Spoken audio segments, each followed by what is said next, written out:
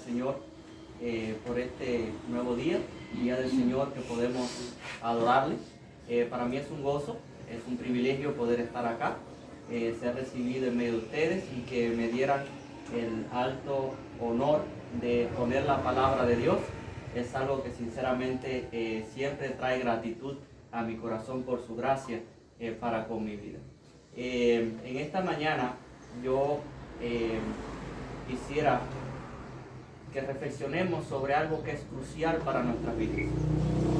A veces llegamos al culto con problemas y situaciones que creemos que es lo más importante o lo más terrible o quizás lo de más prioridad que estamos afrontando.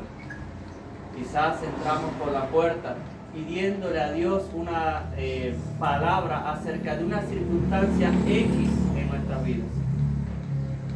Pero resulta que a veces hay cosas más importantes que puede ser la necesidad mayor que tengamos de escuchar en este día. Siempre, a veces Dios no te dice lo que tú quieres oír, pero sí siempre te va a decir lo que necesitas oír. Por eso en esta mañana queremos que Dios hable a nuestra vida en lo que necesitamos oír. Y algo sobre lo cual uno siempre necesita escuchar para descansar en Dios es en su grandeza, en su gracia, en su obra en Jesucristo. Porque resuelto este problema, todo lo demás está solucionado. A veces creemos que hay cosas imposibles y muy difíciles en nuestras vidas en que Dios obre, cuando vemos que la más grande, y llegamos y entendemos que la más grande ya obró, cuanto más en Él no nos dará todas las cosas. Qué bueno que en esta mañana podamos reflexionar en la palabra de Dios y advertir peligros graves para un creyente. Obviamente todos vamos a asumir y todos tenemos el conocimiento de que los paganos, idólatras, que los incrédulos están perdidos, ¿verdad que sí? También los herejes. Pero ¿has considerado que también creyentes sinceros lo están? Y más que eso, sería bueno evaluar si yo estoy siendo un creyente sincero y no un creyente verdadero. Y es algo que en esta mañana podemos reflexionar en la palabra de Dios. Y lo vamos a hacer, obviamente, a través de las Escrituras, que le invito a esté buscando conmigo en Romanos capítulo 10, la carta a los Romanos capítulo 10, y vamos a estar puestos en pie a medida que lo encuentran, leyendo desde el 1 hasta el verso 13. Voy a pedirle a mi hermano Rey que esté leyendo esta porción bajo el título que he puesto a este sermón, La confesión del corazón. Leemos. Hermanos, ciertamente el anhelo de mi corazón y mi oración a Dios por Israel es para salvación. Porque yo les doy testimonio de que tienen celo de Dios, pero no conforme a ciencia. Porque ignorando la justicia de Dios y procurando establecer la suya propia, no se han sujetado a la justicia de Dios, porque el fin de la ley es Cristo para justicia a todo aquel que cree. Porque de la justicia que es por la ley, Moisés escribe así: el hombre que haga estas cosas vivirá por ellas. Pero la justicia que es por la fe dice así: no digas en tu corazón, ¿quién subirá al cielo? Esto es para traer abajo a Cristo. O ¿quién descenderá al abismo? Esto es para hacer subir a Cristo de entre los muertos. Más que dice: cerca de ti está la palabra, en tu boca y en tu corazón. Esta palabra es la palabra de fe que predicamos, que si confesares con tu boca que Jesús es el Señor y creyeres en tu corazón que Dios le levantó de los muertos, serás salvo. Porque con el corazón se cree para justicia, pero con la boca se confiesa para salvación. Pues la Escritura dice: todo aquel que en él creyere no será avergonzado, porque no hay diferencia entre judío y griego, pues el mismo que es Señor de todo es rico para con todos los que le invocan, porque todo aquel que invocare el nombre del Señor será salvo. le invito a que estemos orando. Padre, gracias en esta mañana poder estar, Señor, aquí, poder adorarte. Señor, y ahora pedimos que nos ayudes a disponer nuestros corazones a recibir tu palabra. A mí como predicador, úsame, Señor, para que seas, Señor, tú a través de mí, trayendo, Señor, el mensaje que quieres traer a tu pueblo y necesita escuchar tu pueblo en esta mañana. Gracias por tu bondad que en Cristo Jesús nos permite, Señor, ahora en tu presencia escuchar tu voz. Gracias te damos en el nombre de Jesús. Amén. Puedes sentarse.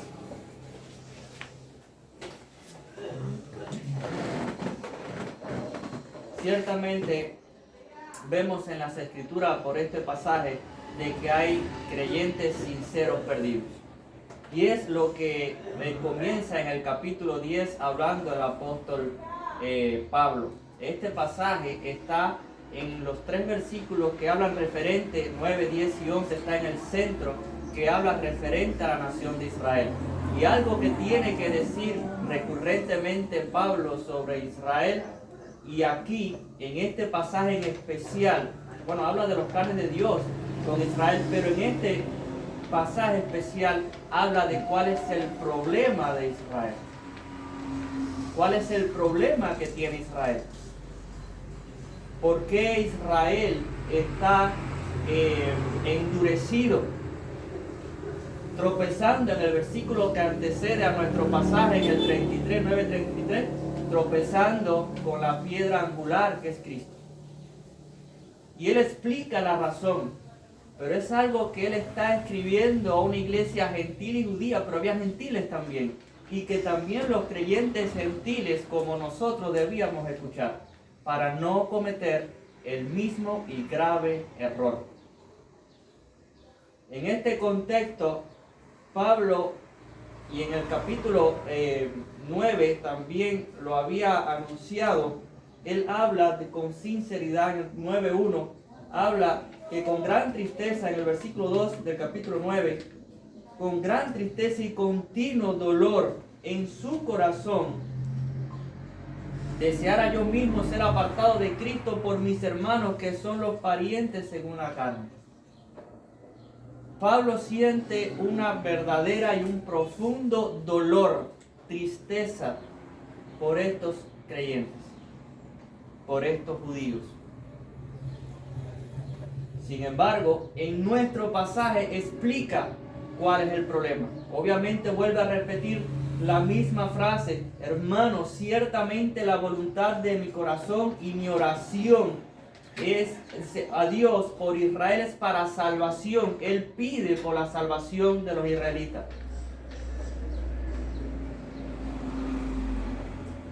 Él nos va a dar en este pasaje la razón. Y dice: porque yo les doy testimonio que tienen celo de Dios, pero no conforme a conocimiento. Y quiero que veamos aquí cuál es el problema, que son creyentes sinceros, pero hay una realidad: se puede estar sinceramente equivocado. Ellos eran creyentes sinceros, pero estaban equivocados. A veces asumimos que cuando una persona no entiende la palabra de Dios, asumimos que lo hace desde una postura intencional, como nos describe más bien en los pasajes acerca de los impíos. En el capítulo 2 de Romanos, capítulo 1 de Romanos, a partir del 20, como habla de que ellos retienen con injusticia la verdad, porque Dios es claramente visible por medio de las cosas hechas, y lo niegan intencionalmente. Pero aquí estamos ante personas de las cuales Pablo dice que él da testimonio de que tienen, y la palabra que usa es celo de Dios. Celo de Dios. Recordarán el pasaje donde Jesús llega al templo y él saca a todos los que estaban haciendo mercadería de la fe, y que en ese momento se cita al profeta cuando dice: el celo de tu casa me consume. ¿Y por qué Pablo es testigo de que los judíos eran creyentes sinceros? Porque él también lo fue. Él explica que él también es judío. En cuanto a lo más riguroso fariseo, Y dice, y en cuanto, y usa esta palabra, celo, dice, perseguidor de la iglesia. Pablo perseguía a la iglesia no porque creyera que estaba luchando contra Jesús, como después Jesús le hace entender en el camino a Damasco. Él creía que estaba haciéndolo por Dios. Él creía que estaba defendiendo la verdad de Dios, la palabra de Dios, la Biblia, creía él. Creía que era un grupo hereje que había que exterminar. Él estaba sinceramente equivocado. Dios dice, lo hacía por ignorancia. Y era algo que cargaba en su vida, porque él llega a decir que no merecía ser llamado apóstol, porque fue perseguidor de la iglesia. Entonces podemos encontrarnos, amados hermanos, a creyentes muy devotos, muy apasionados, inclusive hasta fanáticos, que desde su perspectiva están sinceramente equivocados. Y lo trágico es que la oración de Pablo, el dolor de Pablo por ellos, es para salvación, porque ciertamente estaban perdidos. Qué terrible es esto. Nos llama a dos cosas estos versículos primeros. Nos llama a tener compasión por los que no piensan o interpretan la Biblia de la misma manera que nosotros. A orar por su salvación. Pablo le dice a Timoteo que con mansedumbre enseñara, por si Dios le concediera a los que están en el error, salir del lazo del diablo que lo tenía en el error. A enseñar sufrido. Debemos contender por la verdad sin ser contenciosos. ¿Qué significa eso? Tener la actitud correcta de proclamar el evangelio, pero con toda firmeza. Amados, pero también deja una nota de preocupación, de alarma, porque este pasaje está aquí en la palabra de Dios y es para nosotros también. Y la alarma es que se puede estar sinceramente equivocado. Hay toda una nación israelita que lo demuestra y lo está declarando su palabra.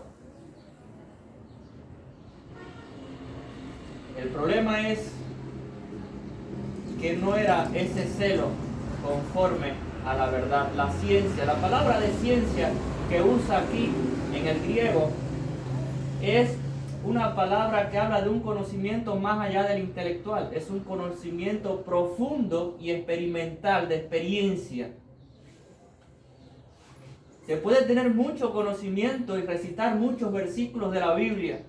Conozco a personas que memorizan largas porciones de la Escritura y tienen una mente, prodigiosa. Sin embargo, tienen una mala doctrina. Se puede saber cosas acerca de Dios. Tú te encuentras a veces con personas en la calle, ¿verdad? Y te dicen y te leen versículos, te citan y te muestran un conocimiento, pero no tienen una experiencia, un conocimiento más exacto, profundo, preciso con Dios. Y eso es lo que pasa con los creyentes sinceros, que le falta ese tipo de conocimiento. Pero ¿por qué es una oración para salvación? Y es lo que debe alarmarnos, ¿verdad? Bueno, lo es porque no se trata de algo trivial, se trata de algo fundamental en el caso de estos creyentes sinceros. Y es lo que nos dice de que es que ignoran la justicia de Dios, procurando establecer la suya propia. En el verso 3 lo puede leer conmigo. Dice, no se han sujetado a la justicia de Dios. ¿Por qué? Por establecer la suya propia. ¿En qué están equivocados estos creyentes sinceros? ¿En qué les falta un conocimiento más preciso de Dios? Bueno, en que están queriendo establecer su propia justicia, y al hacerlo simplemente es un rechazo a la justicia de Dios. Es una escupida en el rostro del Cristo crucificado. Hay una ilustración que escuché de un misionero, al cual en una región donde estaba evangelizando de costa costera del mar, le predica a un pastor, le predicaba a un anciano pescador. Probablemente usted haya leído esa historia porque está en muchos tratados. Y él le predicaba y el hombre estaba renuente, era un católico devoto, sincero, equivocado. Y él siempre rechazó el mensaje del evangelio. Y un día él se iba a ir de la ciudad a cumplir, a hacer un voto, un sacrificio, ¿cómo es que le llaman los católicos? Una promesa, donde él tenía que ir a cierta capilla de la ciudad. Y ustedes ven aquí personas que hacen ese tipo de promesas, que suben la loma de la cruz de rodillas y cuantas cosas. Él tenía que hacer algo de eso para él ganar piedad delante de Dios, para salvarse. Y resulta que al irse sí estableció una amistad con el predicador. Y antes de irse quiso regalarle una perla muy grande. Esa reflexión, basada en hechos reales, se llama la perla de gran precio. Y cuando le fue a regalar la perla, el viejo pescador, la perla, ellos pescaban submarino al predicador. El predicador quiso pagarla, era la más grande que había visto. Y él dijo, no puedes pagarla, te la doy por afecto, porque por tomar esa perla en el fondo del mar, mi único hijo perdió su vida. Tú no puedes pagarme eso, te lo doy por afecto. Es una ofensa que tú quieras pagar. Tú puedes pagar la vida de mi hijo. Y este es el problema que estamos teniendo aquí. Y bueno, el predicador usó esa ilustración para enseñarle la ofensa a Dios a rechazar a su unigénito hijo. Por eso Juan nos dice que el que le rechaza ya ha sido condenado por no creer en el unigénito hijo. Amados, aquí vemos lo mismo con estos creyentes sinceros que está hablando a judíos, en que están queriendo establecer su propia justicia para ganarse el favor de Dios. Y eso es una ofensa y un rechazo a la justicia que da Dios. Aquí hablamos de dos justicias, una que yo me quiero ganar con mis esfuerzos y otra que yo no me gano, que simplemente Dios me quiere dar a mí, justificarme. Y el problema es que cuando yo quiera todavía seguir ganarme el favor de Dios, aún con mi devoción, yo estaría rechazando lo que Dios hizo para justificarme. Estaría rechazando a su Hijo, que dio su sangre en la cruz. Por eso es piedra de tropezadero para todos aquellos que no creen en Él. Ignoran la justicia de Dios y procuran establecer la suya propia. Y déjeme decirle que esto es un problema con el cual lidian muchos, pero que muchos creyentes, no solamente los judíos, muchos creyentes, aún reformados, personajes en la historia como Martín Lutero, el gran reformador. Él decía de que él debía también arrepentirse y lo voy a decir con mis palabras, de esa actitud interna de querer justificarse por sus buenas obras. No solamente debemos arrepentirnos de las cosas malas que hacemos, sino cuando queremos tener mérito de las buenas que hacemos. Y es lo que nos enseña el pasaje de que hay creyentes sinceros perdidos. La razón por la que están perdidos es porque se apoyan en su salvación, que tienen el favor de Dios en su religiosidad. Y es lo que nos sigue diciendo a continuación.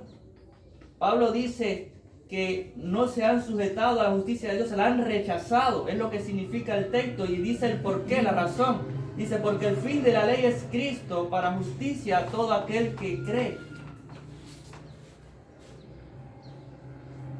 Y luego empieza a explicar en los versículos a continuación lo que significa esa expresión, porque el fin de la ley es Cristo para justicia a todo el que cree. En eso se han equivocado, en eso está el error. Y esta religiosidad es la que vemos entonces en cuanto a una persona pretende por su devoción religiosa. Para los judíos esto es en el término de la ley. ¿Qué significa la expresión porque el fin de la ley es Cristo? A veces hay personas que malinterpretan este pasaje. Hay lo que se conoce como los antinominianos, que rechazan por completo cualquier uso de la ley. Nuestras confesiones reformadas enseñan el triple uso de la ley. ¿Como camino de salvación? No. Pero como orientación de lo correcto, como mandamiento santo, justo, bueno, sí. Y sobre todo, como guía que conduce a Cristo. Y es lo que nos explica esa expresión. No podemos entender aquí fin. De hecho, la palabra en griego telos se puede traducir de otras maneras, como propósito o meta. Y ciertamente al entender que es porque el propósito, la meta de la ley era apuntar a Cristo y llevarnos a Cristo, es lo que explica Pablo en Gálatas. Y es lo que vamos a ver aquí. En el versículo a continuación, ¿por qué el fin de la ley es Cristo? Nos dice, porque Moisés escribe de la justicia que es por la ley. El hombre que haga estas cosas vivirá por ella. En otras palabras, esa justicia que uno quiere alcanzar o tener delante de Dios por mis buenas obras, por la obediencia a la ley, eso simplemente es algo absurdo. Y lo demuestra ese pasaje donde Pablo está citando a Levíticos 18:5 y dice de esa manera: esta justicia tiene que cumplir con la ley. Y la pregunta él ya la venía desarrollando en el capítulo 2 de Romanos, la cuestión, el dilema. Le dice al judío, mira, no basta el saber conocer la ley, porque no son los oidores, sino que los hacedores de la ley. El yo saber pues todo lo que es lo correcto que debo hacer, lejos de darme una mejor posición, me condena aún más si yo transgredo. Por eso Pedro dice, mejor es no haber conocido el camino de la verdad, que luego de conocerlo apartarse. Y el problema es que ellos se apoyaban en que ellos tenían conocimientos de Dios, tenían conocimientos rituales, tenían muchas cosas que conocían de Dios y los paganos no lo conocían. Y por el simplemente hecho de conocer, no te hace salvo. Sino es hacerlo. Es hacerlo. Y la cuestión es, ¿quién lo hace? ¿Quién puede? Capítulo 3, no hay justo, ni aun uno. Pablo viene desarrollando esta idea. También Proverbio dice, no hay quien haga el bien y no peque. ¿Recuerdan cuando llevan a la mujer atrapada en adulterio delante de Jesús? Y querían apedrearla por haber cometido un pecado. ¿Qué dijo Jesús? Que lance la primera piedra aquel que esté libre de pecado. Y el problema es que esa ley, esa justicia haciendo la ley, no era solamente conocer y recitarla de memoria o tenerla en la frente como la tenían ellos. No era suficiente, era hacerla. Y Santiago explica de que si tú fallas en un solo mandamiento, te hace culpable de todo, porque Dios es uno. Y Él dio todas estas leyes como expresión de su moral. Y cada una de ellas apunta a lo que Dios es y Dios quiere, y Dios condena la mínima infracción en uno de ellos. Tú ofendes a Dios lo mismo al mentir que otra cosa que puedas considerar más grave. Sigue siendo una ofensa a Dios. El asunto es que el que quiera de verdad tener una relación con Dios, tener la salvación, por observar y cumplir con todos los ritos religiosos y por todas las cosas y obras que podamos hacer, entiende por ese texto que está citando Pablo de Levítico 18 que tiene que cumplirla a la perfección, de lo cual él ya argumentó que nadie lo hace y nadie puede. ¿Quién lo hizo? ¿Quién cumplió con esa justicia que es por la ley? Lo hizo Jesucristo. Él sí cumplió perfectamente con esa ley. Pero nosotros no podemos, ninguno de nosotros. Entonces nos lleva a Gálatas, nos apunta a Gálatas. ¿Cuál es el fin de la ley? En Gálatas Pablo explica y argumenta esto. Dice de que el fin de la ley es conducirnos a Cristo. ¿Por qué? Porque la ley lo que te hace, hermano y hermana, es confrontarte con tu pecado y te ayuda a ver la necesidad que tienes de un Salvador. Si ahora se crea una vacuna para una enfermedad que nadie tiene aquí, a nadie le importa.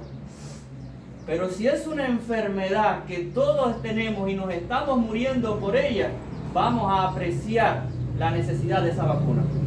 Si tú no sabes cuán pecador eres, no vas a querer necesitar un Salvador que te salve. La ley te enseña cuán pecador eres. Es lo que explica Pablo acerca de la ley. El mandamiento es santo, justo, bueno. El problema somos nosotros. Entonces es el propósito de la ley, es mostrar que necesitas un Salvador, que tú no puedes. Y es el sentido con que Pablo usa esa expresión en sus cartas. Y dice que es para justicia a todo aquel que cree. Y es aquí donde nosotros podemos evaluarnos, porque vamos a estar viendo dos caminos de justificación. Uno, que es a través de cumplir perfectamente con la ley, lo cual nadie puede, solo Cristo lo hizo. Y el otro, el creer precisamente que Cristo lo hizo por nosotros y nos lo concede a nosotros delante de Dios. Y es lo que vamos a ver en los versículos del 5 y 6. Dice, más la justicia que es por la fe. Él habla primero de aquella justicia que se pretende por la ley. Ahora habla o por la religiosidad. Y tú encuentras a muchos creyentes que se creen muy, muy cristianos porque asisten fielmente a la iglesia. Y claro que hay que asistir. Porque tienen buenas acciones. Porque, hermano, nada de eso nos salva. Es el resultado de la salvación. Pero tiene que llevar la motivación correcta. Porque si yo hago todas esas cosas que debo hacer, pero la hago como para yo por eso salvarme, pues simplemente estás perdido. Creyente sincero, equivocado. Como resultado es diferente. Y quiero que evaluemos en qué justicia, con qué yo estoy batallando, en cuál yo me siento más identificado en mi vida cristiana. Yo estoy buscando una justicia por la ley, eso fíjense, sin saber, porque son sinceros, sin darme cuenta, sin percibirlo. Mi actitud es de que Dios está escuchando mis oraciones porque yo estoy siendo un buen cristiano, o porque Cristo me lo otorga por gracia. ¿Cuál es mi actitud? Y aquí podemos evaluar a la luz de este texto, y es lo que habla de otra justicia, la justicia que es por la fe.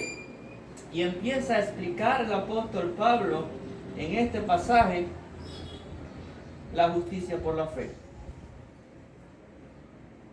Vuelve a citar las escrituras.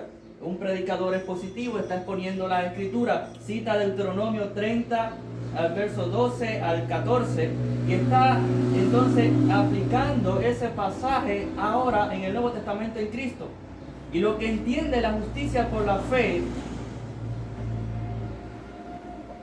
es que Dios reconoce que Dios fue quien garantizó la salvación, que hizo lo imposible por nosotros, lo que nosotros no podíamos hacer, proveyendo la forma correcta de relacionarnos con Él. Y Pablo lo demuestra de cómo en Deuteronomio lo hizo, en cómo se ve la actitud de Dios de buscarnos a nosotros y de darnos la manera correcta de relacionarnos con Él. Y cita el pasaje donde Moisés está diciendo, no digas en tu corazón, ¿quién subirá al cielo? En el contexto es en Deuteronomio, luego de que dicen las maldiciones y las bendiciones por obedecer o desobedecer la ley. Entonces Pablo dice, Moisés está diciendo en el Antiguo Testamento, esta ley se te entregó de una forma accesible y clara. No digas en tu corazón, ¿quién subirá al cielo? ¿Recuerden cómo fue que Dios le dio la ley al pueblo en Israel? No fue que nadie ascendió al cielo, fue que Él descendió sobre el monte Sinaí y allí entregó la ley a su pueblo. ¿Usted se imagina que hubiera sido que tuviera que ir alguien al cielo para bajar esa ley? Dice, no, yo se las traje, se las puse ahí. Y eso es lo que entiende la justicia por la fe. Cómo Dios es el que hace, asegura y garantiza que nos podamos relacionar con Él de una manera correcta. Que no somos nosotros quienes lo logramos, que no son cosas posibles para nosotros, que Él lo hace por nosotros.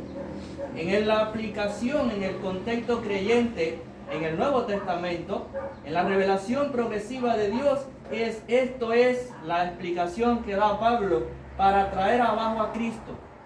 ¿Quién de nosotros fue al cielo, tuvo que ir al cielo para bajar a Cristo?